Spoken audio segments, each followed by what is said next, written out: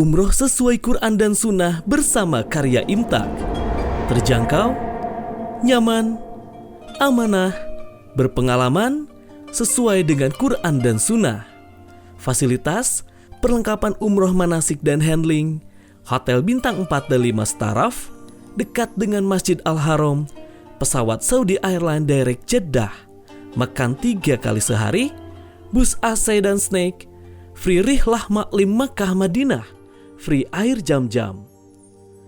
Antara umroh satu dan umroh lainnya, itu akan menghapus dosa di antara keduanya. Dan haji mabrur tidak ada balasannya melainkan surga. Hadis riwayat Bukhari Muslim. Daftar segera, seat terbatas. Telepon atau WA di 0811 206 5536. Karya Imtak, wujudkan niat suci Anda bersama kami. Innal hamdalillah nahmaduhu wa nasta'inuhu wa nastaghfiruh wa na'udzu billahi min syururi anfusina wa min sayyiati a'malina. May yahdihillahu fala mudhillalah wa may yudlil falan tajida lahu waliyyan mursyida. Asyhadu an la ilaha illallah wa asyhadu anna Muhammadan abduhu wa rasuluh alladzi la nabiyya ba'dah. Wa qala Allah Ta'ala fi kitabihil karim wa huwa asdaqul qailin. A'udzu billahi minasyaitonir rajim. Ya ayyuhalladzina amanu kutiba alaikumus syiyam kama kutiba alal ladzina min qablikum la'allakum tattaqun. Para pemirsa Persis TV yang berbahagia, alhamdulillah kita dipertemukan kembali oleh Allah Subhanahu wa Ta'ala dengan satu bulan yang penuh keberkahan. Bahkan Rasulullah SAW memberi banyak julukan terhadap bulan Ramadan ini. Dan salah satu di antaranya Rasulullah menyebut sebagai syahrun azim, bulan yang penuh keagungan, syahrun mubarakun, bulan yang penuh keberkahan. Tentunya keberkahan dari bulan Ramadan itu hanyalah bagi mereka yang melaksanakan ibadah saum. Para pemirsa TV yang berbahagia, tentunya juga kita sering menempelkan atau memberikan predikat dan sebutan lain ya terkait dengan syahrul Ramadan ini. Salah satu di antaranya ada yang mengaitkan ya, bulan Ramadan ini sebagai bulan siasah. Kita dapat memberikan pemaknaan tertentu bulan Ramadan sebagai bulan siasah. Dengan terlebih dahulu kita harus menempatkan dan meletakkan pemahaman yang disepakati dari istilah siasah tersebut. Secara sederhana, akan tetapi sebetulnya merupakan esensi ya hakikat dari siasah itu adalah berbicara mengenai kekuasaan. Jadi siasah itu tidak lain adalah segala sesuatu yang terkait dengan kekuasaan. Dan kekuasaan di sini tentunya dalam pengertian yang luas dan positif. Dalam kaitan ini, maka siasah di sini ingin saya maknai kekuatan, kekuasaan sebagai wasilah dalam berdakwah. Karena berdakwah itu dalam titik-titik tertentu, dakwah paling tidak ketika dimaknai sebagai perjuangan untuk menegakkan kebenaran, karena memang hakikatnya dari dakwah itu adalah menyampaikan, menjelaskan mengenai kebenaran. Maka dalam konteks ini, siasah sebagai wasilah dakwah itu karena ada kebenaran yang dapat dilaksanakan, dapat direalisasikan justru harus dengan menggunakan kekuasaan. Bahkan Rasulullah SAW dalam hadisnya yang sangat terkenal dan sering dikutip oleh para mubaligh, Rasulullah SAW mengatakan, "Idza ra'a minkum munkaran falyughayyir biyadih." Apabila kalian melihat kemunkaran, kemungkaran di sini adalah tentunya sesuatu yang melawan kebenaran, maka kalian harus mengubahnya, harus menghapuskannya, harus melenyapkannya biyadih, dengan tangan. Dan tangan di sini adalah satu makna simbolik dari kekuasaan. Artinya kemungkaran itu prioritas penghapusannya, pencegahannya adalah dengan kekuasaan. Bahkan kalau melihat dari hadis yang tadi, justru prioritas penegakan kebenaran itu adalah dengan menggunakan kekuasaan dalam arti luas.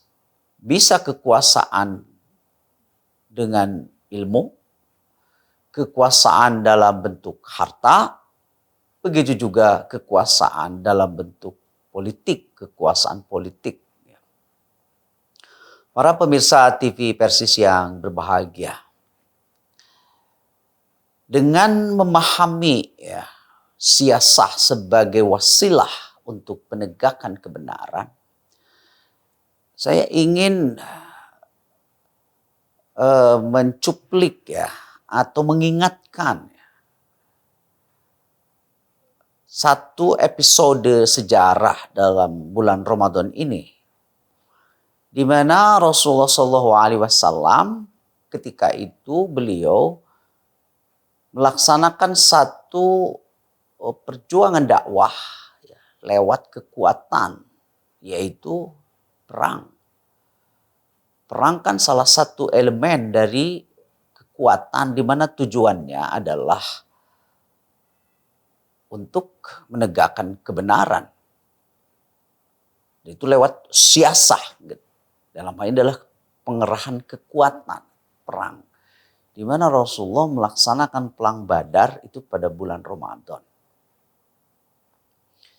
Jadi kalau kita berbicara bulan Ramadan sebagai bulan siasah, adalah bagaimana kita mengambil satu pelajaran sejarah dari Rasulullah SAW. Paling tidak salah satu di antaranya ketika Rasulullah SAW pada bulan Ramadan itu melaksanakan perang Badar, itu tidak lain adalah sebagai sebuah wujud dakwah lewat kekuatan politik Dalam hal ini adalah politik dengan militer. Tujuannya apa? Untuk menegakkan kebenaran, mewujudkan kebenaran ketika sarana yang lain yang damai tidak bisa dilaksanakan. Maka Rasulullah kemudian menggunakan kekuatan dalam hal untuk penegakan kebenaran. Para pemirsa TV Persis yang berbahagia. Nah, terkait Ramadan sebagai bulan siasah, maka ini juga memiliki satu pesan kepada kita, paling tidak pesan kesejarahan yang pernah dilaksanakan oleh Rasulullah SAW, agar umat Islam itu tampil sebagai entitas, sebagai masyarakat, sebagai umat yang memiliki kekuatan, sebagai wasilah dakwah. ketika Rasulullah SAW itu di Makkah, beliau belum menggunakan siasah sebagai kekuatan atau wasilah dakwah. Bahkan maka Rasulullah SAW itu ketika dalam keadaan powerless, ya, agak lemah secara kekuatan politik ketika itu, beliau berkolaborasi, termasuk meminta proteksi, perlindungan ketika Rasulullah mengirimkan para sahabat ke kawasan Habasyah, ya, untuk hijrah, ya, ketika itu. Rasulullah meminta proteksi karena beliau belum memiliki kekuatan. Nah, ini memberikan satu pesan kepada kita bahwa kekuatan itu tidak bisa dilepaskan sebagai wasilah dakwah yang harus dimiliki oleh umat Islam. Tapi dengan catatan bahwa kekuatan tersebut, siasat tersebut betul-betul digunakan untuk menegakkan kebenaran. Sebagai wasilah dalam penegakan kebenaran, bukan sebaliknya. Perlu juga saya sampaikan, ya, karena manusia itu memiliki fitrah, ya, apabila dia memiliki kekuatan sebagai hasil daripada siasah yang tadi, karena kekuatan itu memberikan kepada manusia itu dominasi dia, kewenangan untuk memerintahkan sesuatu, untuk mencegah sesuatu, melakukan sesuatu. Maka Allah Subhanahu wa taala mengingatkan kepada kita, kalla innal insana la yatgha. Ingat, sesungguhnya manusia itu punya kecenderungan untuk sewenang-wenang, untuk melewati batas. Ar-ra'ahu staghna, apabila dia memiliki kelebihan dari yang lain dan tidak memerlukan kehadiran yang lain. Jadi manusia itu punya kecenderungan untuk togho. Togho itu secara kebahasaan artinya adalah luber, ya. Jadi meluber yang keluar dari takaran.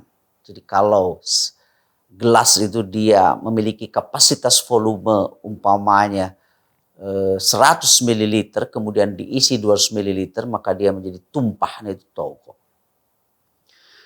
Nah, manusia itu punya kecenderungan itu apabila dia memiliki kekuasaan, ya, yang lebih daripada yang lain. Seseorang yang merasa ilmunya lebih dari yang lain, maka dia akan sewenang-wenang dengan ilmunya.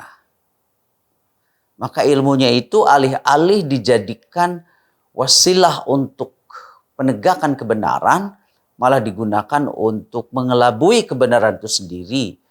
Dia akan menipu dengan ilmunya itu. Begitu juga manusia yang memiliki kelebihan harta, maka dia akan sewenang-wenang dengan hartanya. Apapun dia akan nilai dengan harta dan menjadikan orang lain itu sebagai budak daripada harta. Jadi orang bisa berkuasa, dia bisa dominan, ya, dengan harta yang dimilikinya, dan dia menjadi sewenang-wenang dengan hartanya. Dan yang ketiga, manusia itu juga akan sewenang-wenang apabila dia memiliki kuasa lebih daripada yang lain. Dia diberi kewenangan lebih daripada yang lain atau kewenangan yang tidak proporsional. Oleh karena itu, maka agar manusia dengan kekuasaannya itu, ya, dengan kekuasaannya itu sebagai produk dari siasah yang tadi, yang seharusnya itu dijadikan wasilah untuk penegakan kebenaran, malah dijadikan untuk bertindak sewenang-wenang. Makanya kekuasaan yang benar, kekuasaan yang lurus, yang akan dijadikan wasilah untuk penegakan kebenaran itu dapat terwujud apabila kekuasaan itu dibatasi. Jadi kekuasaan itu baru menjadi kekuasaan yang positif, kekuasaan yang dapat dijadikan alat untuk menegakkan kebenaran, wasilah untuk menegakkan kebenaran adalah kekuasaan yang dibatasi. Oleh karena itu di dalam konteks hukum Islam, maka ada istilah had ya gitu. Jadi batasan-batasan, karena fungsi daripada hukum itu adalah yang membatasi. Nah, makanya kekuasaan yang benar adalah kekuasaan yang dibatasi oleh hukum. Maka akan lebih baik lagi ketika kekuasaan itu sudah dibatasi oleh hukum, kemudian orientasinya jelas adalah untuk menegakkan kebenaran. Dan relevan dengan hakikat ya dari bulan Ramadan ini. Ramadan itu di mana di dalam Al-Quran itu kewajibannya disebut dengan saum ya pada bulan Ramadan, kutiba alaikumussyam. Hampir semuanya sepakat secara kebahasaan as-saumu al-imsaku. Saum itu adalah menahan diri untuk tidak melakukan sesuatu yang dilarang. Meskipun dia sebetulnya bisa, tapi karena Allah Subhanahu wa taala itu menetapkan hukum-hukumnya pada bulan Ramadan, tidak boleh makan, tidak boleh minum sejak terbit fajar sampai dengan terbenam matahari. Maka esensi dari saum itu adalah al-imsaku. Kemudian kita ketika ingin mengambil hikmah, bagian terpenting dan terdalam dari ibadah saum itu adalah kemampuan untuk menahan diri, ya, al-imsaku yang tadi. Dan kemudian direlevansikan dengan bagaimana agar kekuasaan sebagai produk dari siasa itu menjadi kekuasaan yang bernilai positif sebagai wasilah untuk menegakkan kebenaran, maka relevan tadi dengan esensi dari saum adalah menahan diri. Ketika direlevansikan dengan kekuasaan adalah kekuasaan yang dibatasi. Jadi kekuasaan yang benar adalah kekuasaan yang dibatasi. Dan penguasa yang benar adalah penguasa yang menahan diri untuk tidak melewati batasan-batasan kekuasaan yang diberikan. Makanya kekuasaan itu yang benar dibatasi periodenya. Kemudian dibatasi pula kewenangannya. Jadi kalau pada yang lebih teknisnya, kalau bidang ini maka dia dibatasi hanya bidang ini saja. Bidang ini dibatasi pada bidang ini saja. Maka akan menjadikan kekuasaan yang positif, kekuasaan yang dapat mengantarkan dirinya memegang kekuasaan itu sebagai penegak kebenaran. Mudah-mudahan ibadah saum kita pada bulan ini, pada bulan Ramadan tahun ini, bagi para pemegang mandat kuasa ya, harus betul-betul menjadi kekuasaan yang dilaksanakan secara benar sebagai wasilah untuk menegakkan kebenaran, dan para pemegang kuasanya sesuai dengan hakikat, semangat, inti dari Syahrul Ramadan, inti dari ibadah saum, harus mampu mencegah dirinya dari berbuat sewenang-wenang atas nama kekuasaan. Demikian yang bisa saya sampaikan. Mudah-mudahan ibadah saum kita diterima oleh Allah Subhanahu wa taala. Rabbana la tuzigh qulubana ba'da idh hadaitana wa hab lana min ladunka rahmah innaka antal wahhab. Rabbana atina fid dunya hasanah wa fil akhirati hasanah wa qina adzabannar. Aqulu qouli hadza wa astaghfiru wa lakum. Assalamualaikum warahmatullahi wabarakatuh. Umroh sesuai Quran dan Sunnah bersama Karya Imtak. Terjangkau, nyaman, amanah, berpengalaman, sesuai dengan Quran dan Sunnah. Fasilitas, perlengkapan umroh manasik dan handling, hotel bintang 4 dan 5 staraf, dekat dengan Masjid Al-Haram, pesawat Saudi Airlines Direct Jeddah, makan 3 kali sehari, bus AC dan snack, free rihlah maklim Makkah Madinah, free air jam-jam. Antara umroh satu dan umroh lainnya, itu akan menghapus dosa di antara keduanya. Dan haji mabrur, tidak ada balasannya melainkan surga. Hadis riwayat Bukhari Muslim. Daftar segera, seat terbatas. Telepon atau WA di 0811 206 5536. Karya Imtak, wujudkan niat suci Anda bersama kami.